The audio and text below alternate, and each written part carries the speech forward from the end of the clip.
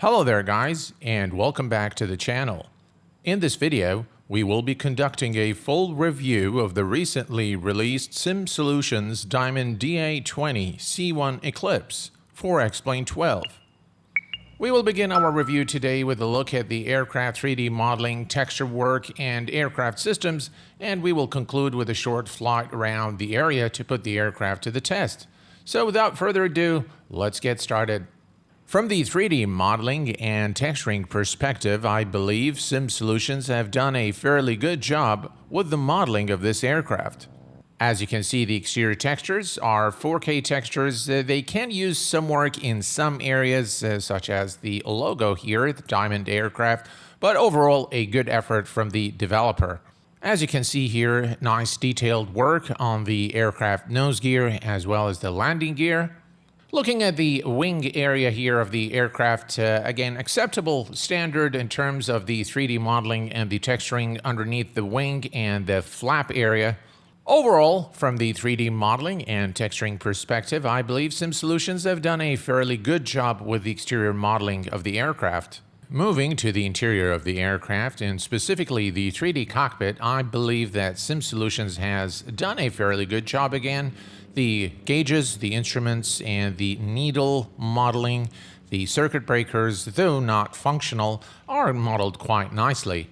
Examining the various parts of the aircraft, such as the rudder pedal area, the toe brakes, the mixture, the flight stick, the seats, I think the visual fidelity is sufficient for an aircraft of this price point. You can also see the nice details on the baggage compartment here to give the aircraft a little bit of a used look, as you can see here.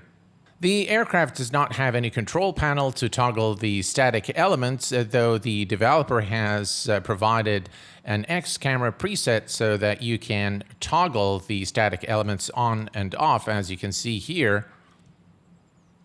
And right here, the sounds department is where I have found this aircraft to be seriously lacking. For one, there is a warning message indicating there is a problem with the sounds of this aircraft when you first load it. Once you say, I understand, then everything is, it works normally. But then the developer should put in some effort to resolve that problem. Now, the other thing that I don't like is that all the switches and the knobs have exactly the same sound, as you can see here.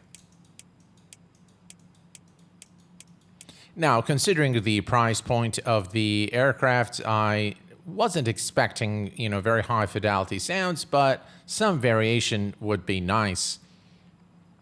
The other thing that I've noticed is that the engine sound is kind of a short loop, which is extremely annoying because you can hear the end of the loop as it ticks, and we will be taking a look at that when we start the aircraft and take it for a short test. All right, so let's go ahead and start the aircraft now from its cold and dark state and take it for a short flight, put it to the test, and listen to the engine sounds. I have to say that the engine start sounds are done quite nicely.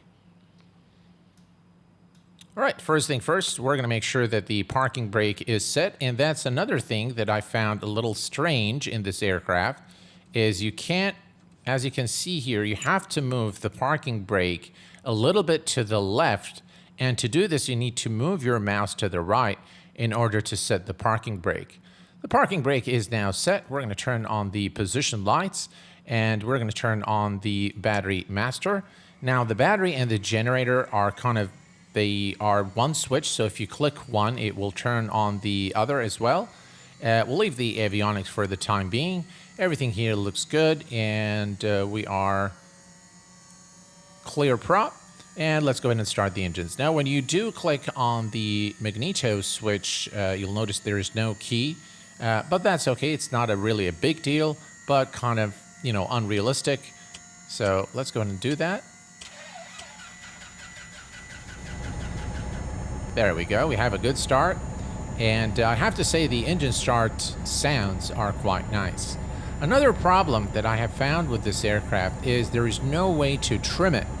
And I've used the trim up and down map to my Alpha yoke, and nothing happens here. I've looked everywhere to trying to trim the aircraft, but it doesn't seem to work. So you can't really see it here, but actually the aircraft would not trim when you're flying. So that's something the developer probably needs to take a look at. Let's turn on the avionics switch on, and you need to move the Garmin knob here in order for the Garmin device to start up. Now the Davtron clock as well as the transponder on this aircraft are done exactly as they are in real life, according to the developer and the list of features. We're going to wait for the Garmin device to start up. Now, another thing I've noticed, which I cannot really vouch for whether it's accurate or not, is the gauges here. For one, this gauge does not have a label. So all the gauges have, so this is EGT, this is fuel pressure, oil pressure, fuel, this is the oil temperature, volts and amps.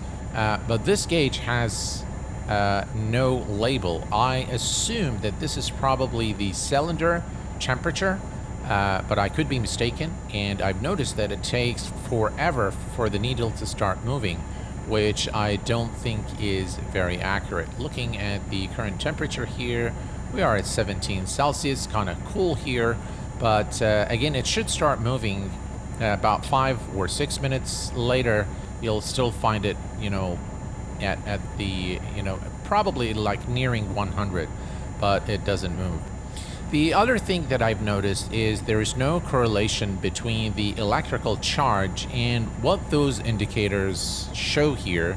You'll see the amps here. Again, I cannot vouch for whether this is realistic or not, but if you turn on the strobes, for example, you see nothing changes in the volts, and the amps, they remain the same. If I increase the load on the electrical system by turning all the lights on, again, nothing happens here, nothing moves.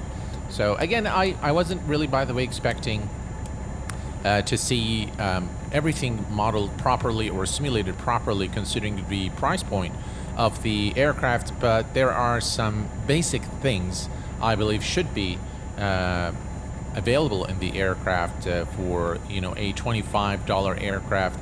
Again, I would expect to see those things at least partially modeled. Moving down here, it looks like the carb heat levers aren't simulated. They are modeled, but you cannot move them. And the alternate, I believe this is the alternate gear probably, is again modeled but not functional. Everything else works as it should. The circuit breakers are again modeled but not functional, and the rest of the aircraft it looks pretty good. I think you can open the canopy. Again, the sounds are off because when you click on, you hear the closing sound before the canopy actually closes, and there is no sound as the canopy attaches to the aircraft fuselage, which is a little bit weird. But yeah, there are a few things that the aircraft developer needs to probably take a look at. Now, another thing that you'll notice is that this EPU mic, I'm not sure what this switch does, but it's in-op, so it is modeled, but it doesn't work. It does say here autopilot, but there is no autopilot with this aircraft. So it says GPS limited for VFR only. So it does not have an autopilot, so you pretty much have to hand fly the aircraft. In terms of the documentation, the aircraft does ship with a PDF document explaining the normal operations of the aircraft. All right, time for us to taxi to the runway. Let's turn on the taxi lights on and release the parking brake and head over to the runway. I found that steering the aircraft on the ground is a little bit tricky, as you have to use the toe brakes to steer the aircraft on the ground with a little bit of a rudder pedal, but you can't use the rudder pedals alone to steer the aircraft on the ground.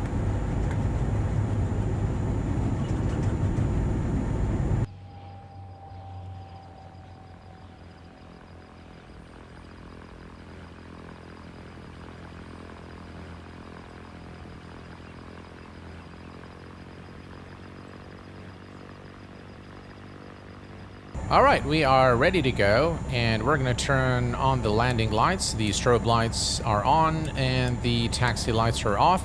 One thing I really do not like in this aircraft is the virtual pilot that they've modeled here. Let's take a look. Why would you model a weird-looking pilot like that for the aircraft?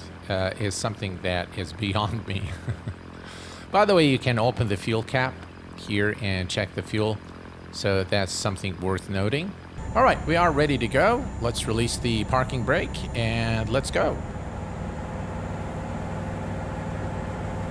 I'm not sure if you can detect the loop of the engine sounds. Very, very annoying.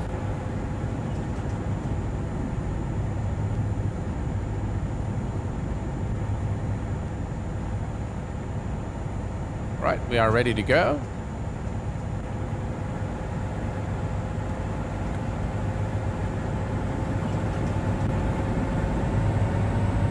Full throttle, and RPM is more than 2,000. Looking good. We'll rotate at about 60 knots. Rotate, and we are airborne.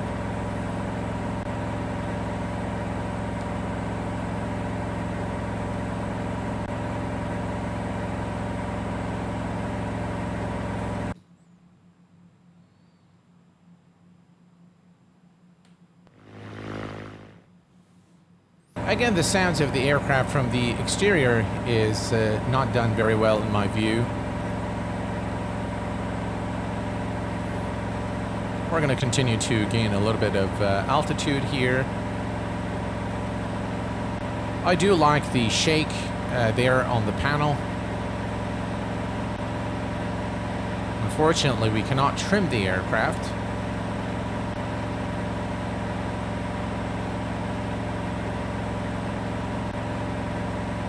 Let's go ahead and test the stall behavior. I'm going to ease off on the power, and I'm going to pitch up.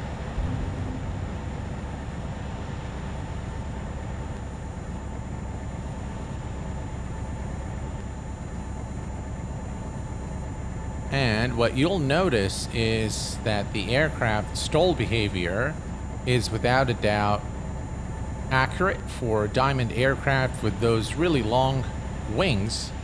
So I'll give the developer that. Overall, the aircraft is pleasant to fly. A few turns here to the left and right.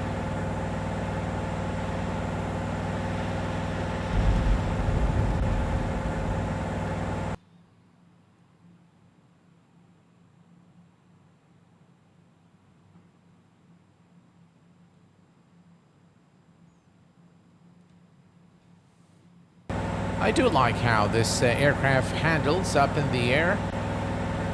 I do not like the fact that you cannot trim it, and of course the sound again needs a little bit of tweaking as well. Overall, the aircraft modeling is done to an acceptable standard in my view. It is lacking in the sounds and features department. The issues encountered with the aircraft, including the sound problem and the fact that you cannot trim the aircraft, are limiting without a doubt.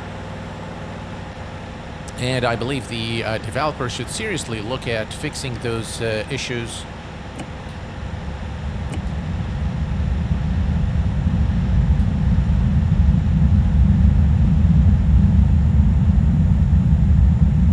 And we are back at the airport.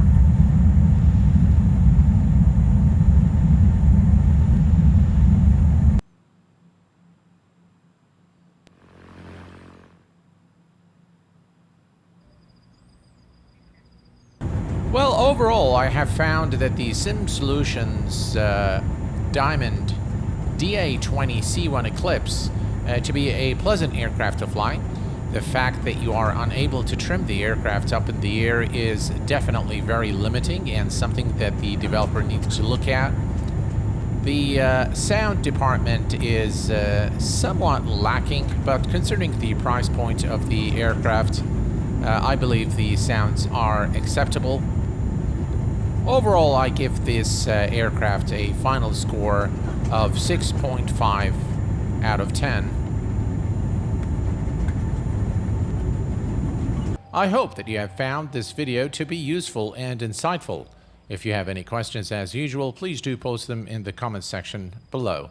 Until next time, please take care of yourselves and each other, and I will see you all very soon. Thanks for watching, and bye-bye for now.